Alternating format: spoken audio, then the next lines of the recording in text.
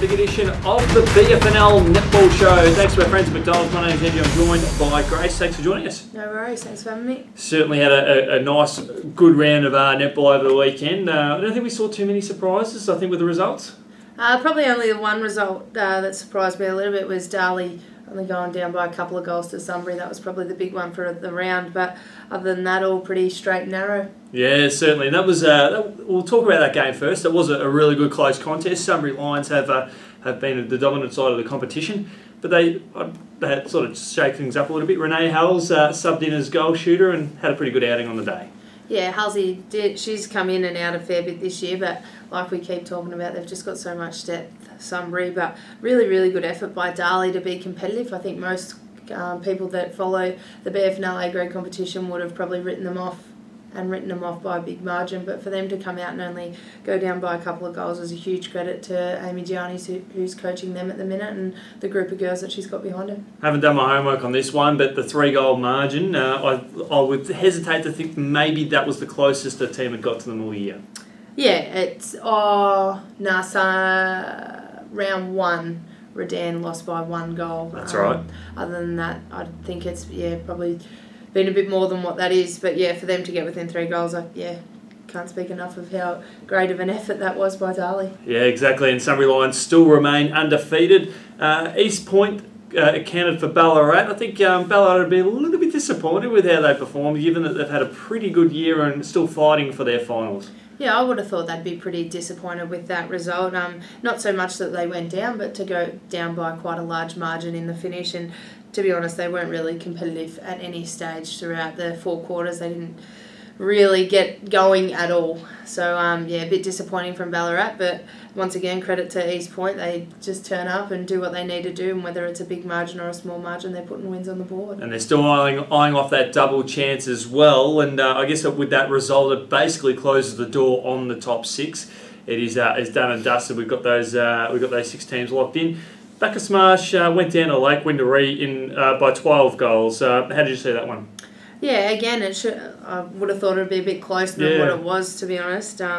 Lake Wendouree got the jump on them and led by 5 at the break, and then just took it home from there. But yeah, still an amazing effort by Bacchus Marsh. They'll play finals this year, and they'll be a really tough team in the final series. They've played some really, really good netball this year, and definitely can't write them off. Yeah, certainly the way they've performed. I think just that bottom half of the 6, it seems like anyone can beat anyone. There's only 6 points separating 3rd from 6. North Ballarat City, they had a testing outing against Melton South, and I think Melton South would be pretty impressed with how they went about it as well, with the margin only being, I think, by only a couple of goals. 1 goal, I think, in the finish it was, Yeendy. But yeah, outstanding game of netball, to be honest. There was probably a little bit more physical than what we like to see.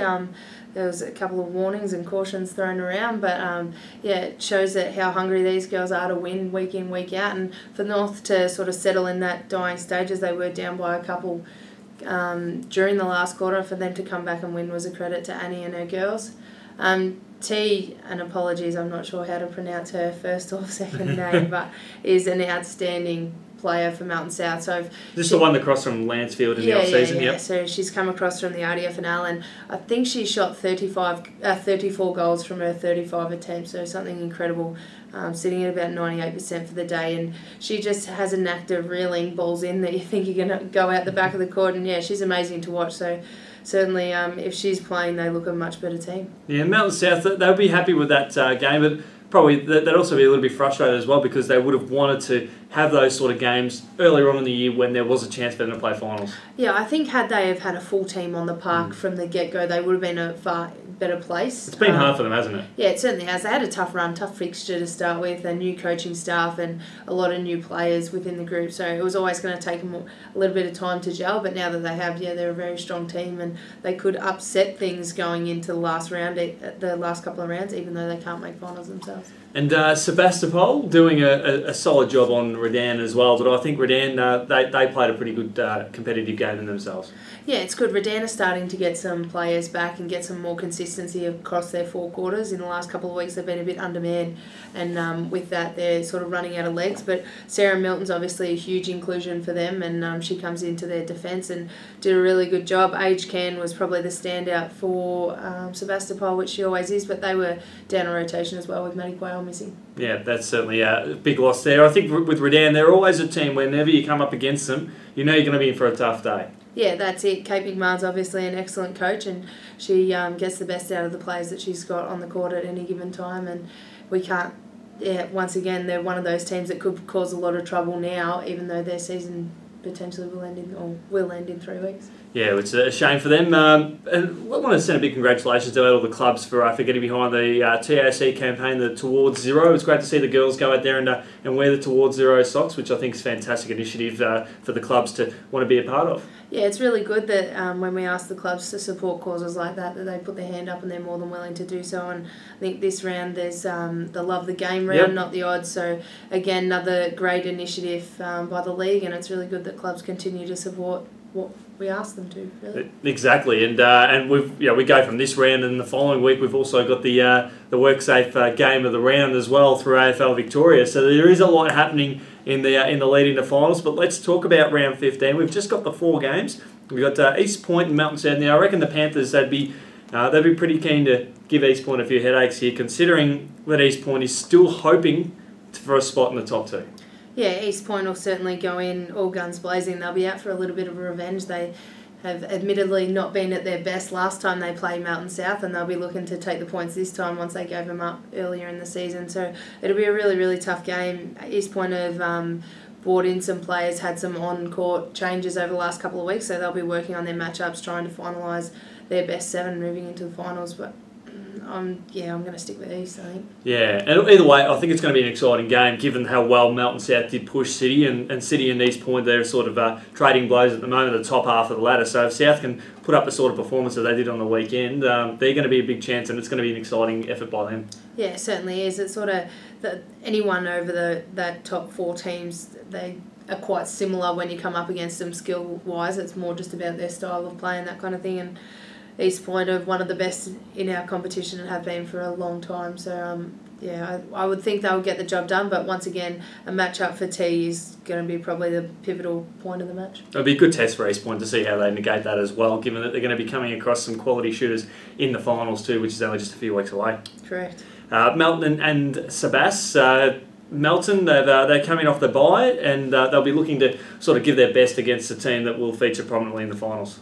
Yeah, they will be looking to give their best, and they've got a bit of a tough run home, Melton. So it's been well documented that they are still winless this season. So if they are going to get that win, I think this is probably their best opportunity against the Sebastopol lineup, but Sebas will be too strong for me. Yeah, I agree with you on that one. North Ballarat City and Ballarat. Can Ballarat overturn the misfortunes from last week, where they went down by 18 goals, and get within maybe a sort of 8 or 9 goals this weekend? I don't think they can, mate. I think North City are the far better team on the day. Ballarat, they've had a really good year under Lisa James, and they've come a long way. But I just still think they're a little while off that sort of top tier of the competition at the minute. Either way, it'll be a good interest to see how they go. And the final game down the bottom half of the ladder, we've got 9th and 10th. We've got Redan playing host to Darling. Yeah, it'll be an interesting one. It's funny how it sort of goes in waves, but that's probably the game of the round for me. I think... actually, I don't really know who I think. Maybe Redan to win in a close one, but I could go either way. Yeah, given Darling's performance on the weekend, where they got so close to the reigning premiers.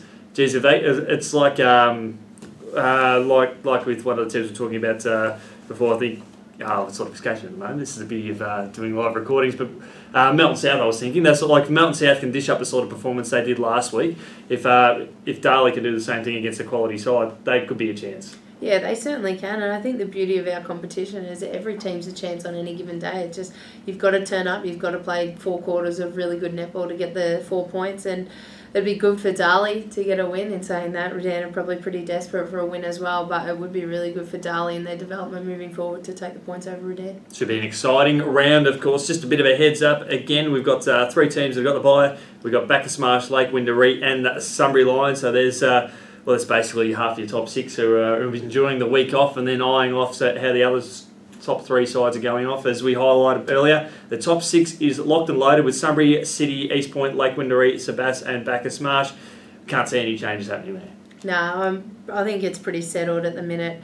That maybe between the 3rd, 4th, 5th and 6th there might be a little bit of movement, but I would think that Sunbury and North are pretty comfortable at the top, and then the rest will just follow from there. Should be an exciting run home to the finals. All thanks to our friends at McDonald's for their ongoing support. Grace, thanks so much for your company. We look forward to seeing you next week. No worries, thanks for having me.